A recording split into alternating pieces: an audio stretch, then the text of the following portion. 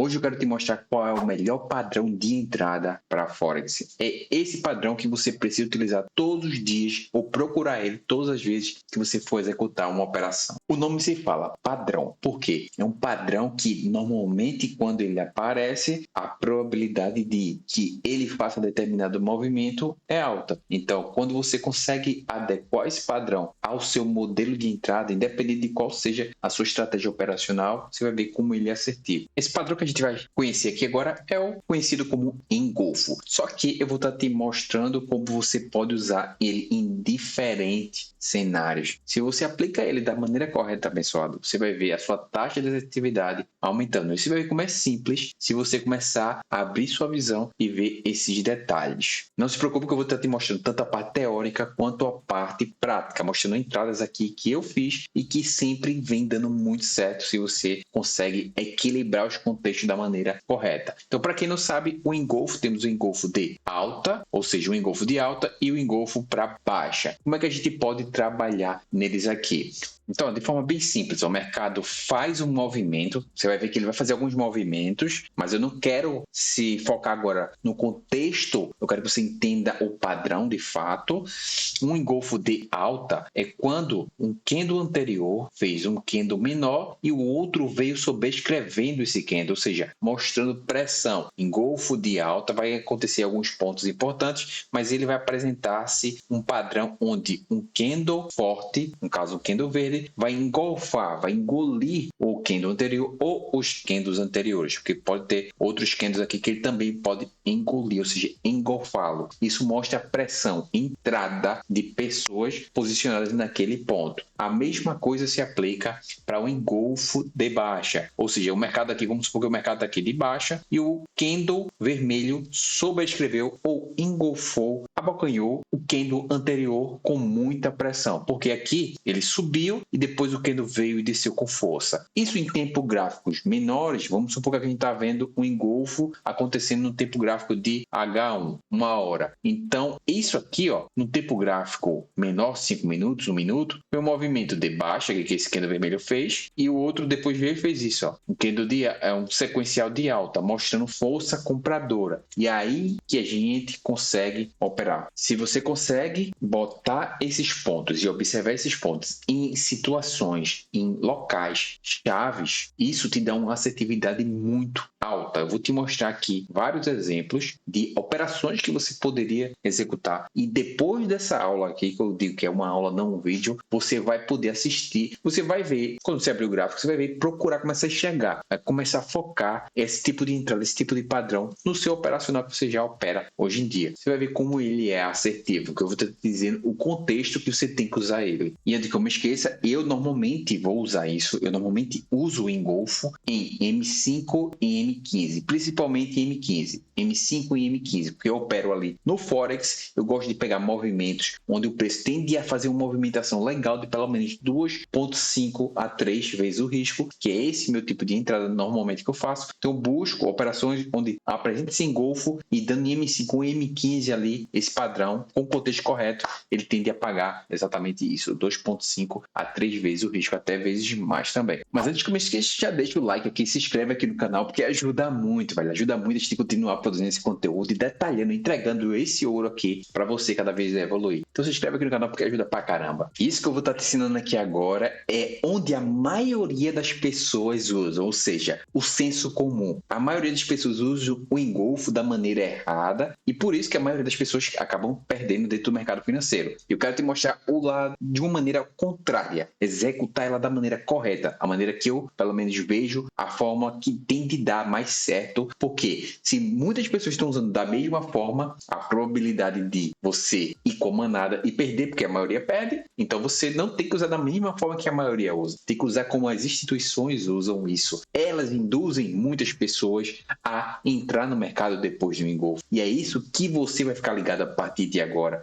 Muitas pessoas usam assim, o mercado está numa tendência de baixa, o gráfico caindo forte, o gráfico caindo forte, ó, aí tem uma zona de fundo aqui, uma zonazinha de fundo. O mercado vai lá, finge que sobe e aí cai forte com o engolfo. E aí muitas pessoas vão entrar exatamente neste ponto aqui, ó, que aqui é uma ótima entrada para muitas pessoas aqui, ó, entraria exatamente neste ponto aqui, ó, para pegar continuação de queda. Isso aqui podendo ser M15, H1, H4, independente. Muita gente vai pegar isso como um famoso pullback, né? Rompimento de zona, veio buscar aqui o primeiro toque, queda. Muita gente vai pegar assim. E aí, onde muitos acabam perdendo. Vou te dar um exemplo prático que aconteceu aqui no gráfico que eu acabei de deixar. E aí, essa é a maneira que a maioria das pessoas usam. Uma tendência de baixa, queda, rompimento com engolfo, e você pegaria aqui. Não, você não vai pegar desse jeito. Outra maneira que as pessoas pegam também é numa tendência de alta. Numa tendência de alta, pegaria exatamente assim, ó. Rompimento dessa zona, fez o engolfo e pegaria aqui. E aí, por isso que a maioria das pessoas acaba sendo estopada. E não é isso que eu quero para você. Eu quero que você consiga entender o mercado e buscar pensar. Se a maioria das pessoas perdem assim, por que eu vou continuar operando dessa forma? Vou procurar uma maneira que as pessoas não operem dessa forma. Como as instituições operariam? Como você induziria as pessoas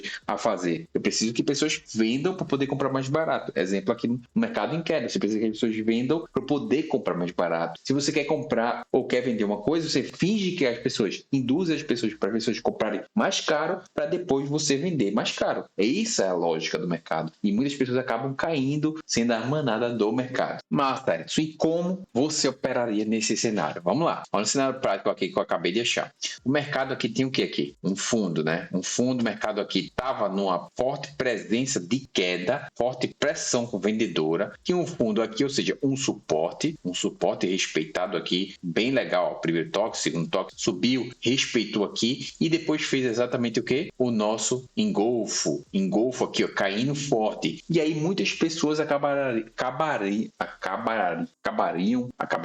operando a favor desse rompimento, né? Já que rompeu um suporte forte, vamos pegar o pullback nesse suporte. Ou seja, pegaria uma operação ou nesse candle aqui, ou nessa regiãozinha aqui, e acabar levando o seu stopzinho, né? Botaria o seu stopzinho aqui, em cima aqui no topo, e ia levar seu stop básico. É de como você opera nesse cenário. É exatamente o contrário. O mercado fez um engolfo, caiu forte, rompendo um suporte, a probabilidade de ele voltar com tudo é muito alta. Então, eu espero exatamente o inverso. Espero um engolfo do lado contrário. Nesse exemplo, eu esperaria um engolfo aqui, exatamente aqui. Tem uma zona de suporte, ele rompeu forte e fez o engolfo voltando. O que eu vou procurar? Compra. Ao invés de ser venda, vou operar de forma contrária, pegando o gatilho de forma contrária, voltando para a região. Então, vai ser mais cara de um falso rompimento do que de um rompimento. Por quê? Se o mercado rompe com força, a probabilidade de ser uma manipulação do mercado é alta. Então, a probabilidade de ser um falso rompimento é muito alta. Logo, claro que aqui eu vou estar falando exemplos onde eu opero simplesmente para o índice Nasdaq. É um mercado que trabalha de forma muito direcional. Eu conheço bem